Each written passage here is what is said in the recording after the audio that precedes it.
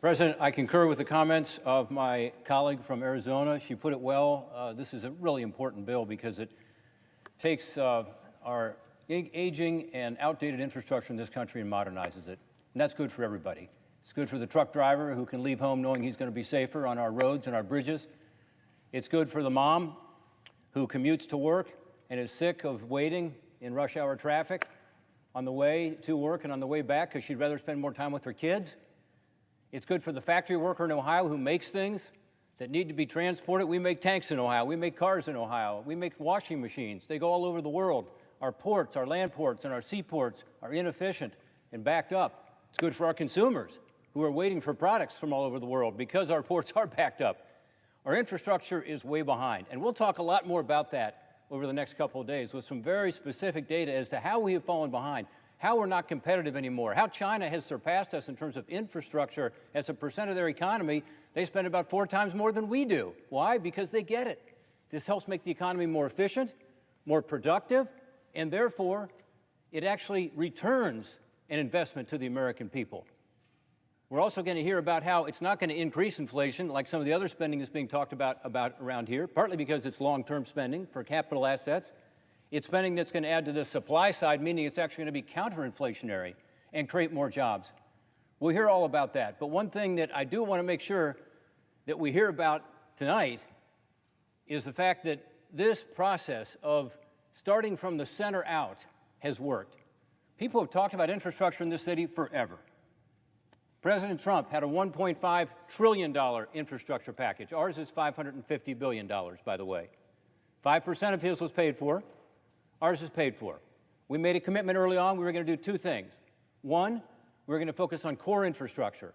So when President Biden introduced a $2.65 trillion bill, we said, and called it infrastructure, we said, well, there's some good stuff in there, but let's pull out the good stuff, the core infrastructure, because a lot of it had nothing to do with infrastructure. And second, we said, you know what, we're not going to do it by raising taxes. We're not going to hurt the American worker more and make America less competitive in this. We're going to do just the opposite. We kept to those 2 principles, and I'm so proud of that tonight we can say the amendment, the substitute amendment, is going to be offered, and it's going to keep to that commitment. $555 billion, no new taxes, core infrastructure only, and it's great for the American people. I want to thank a few people who got us here, who are going to be able, over the next few days, to tell us in great detail the role they played because it was significant on every one of their parts. First, of course, Senator Sinema. She's been the one that's kept us on track, and that's been very important.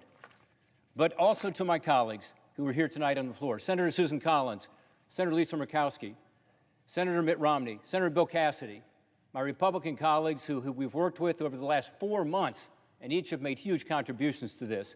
I want to thank the White House for their work with us, because they said early on, okay, we want to do this too, in a bipartisan way. We said, okay, if you're serious, we do too. And sure enough, we negotiated. It was tough. We had a lot of differences, but we were able to get to this point tonight. Just as important is the group on the other side of the aisle who made this work. And I see my colleague, Senator Manchin, here.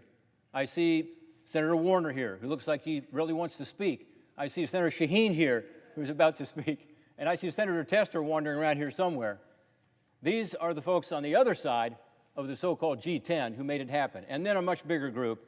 So to my colleagues who also helped in the 22 working groups we had putting this together and did such a great job, Richard Burr, Lindsey Graham, Mike Rounds, Tom Tillis, Jerry Moran, Chris Coons, Maggie Hassan, John Hickenlooper, Mark Kelly, Angus King, Jackie Rosen, 11 Democrats, 11 Republicans.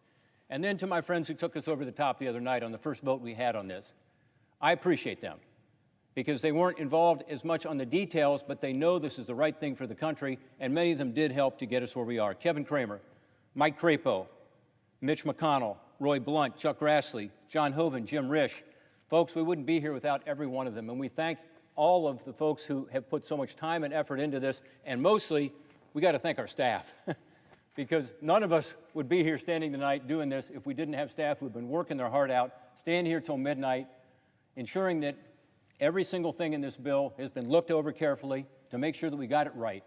And we're getting it right tonight for the American people, for our economy, and for the future of our great country. Mr. President, I yield to my colleague from Virginia. Mr. President.